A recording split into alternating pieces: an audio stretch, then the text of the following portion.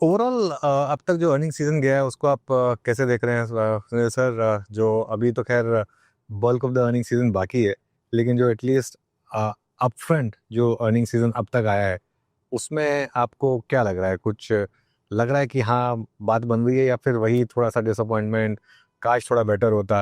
आपका क्या भी बन रहा है?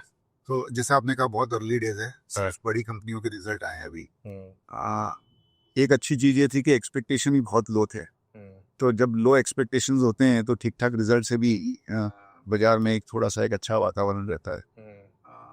But despite low expectation I think except 3-4 companies, most of the companies के रिजल्ट आइदर एक्सपेक्टेशंस पे आए हैं या थोड़े एक्सपेक्टेशन से बेटर आए हैं। लेकिन expectation itself was very low.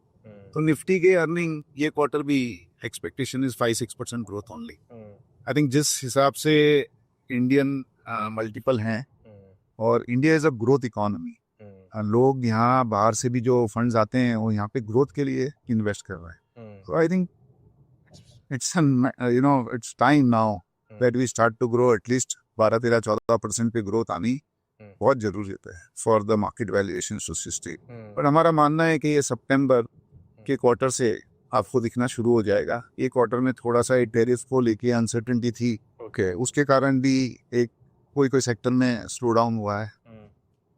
जो मैंने आपको कहा लिक्विडिटी इन्फ्यूजन हुआ है उसका इफेक्ट यूजुअली 3 से 6 महीने के बाद आता है। और इस टाइम मानसून भी थोड़े जल्दी शुरू हो गए।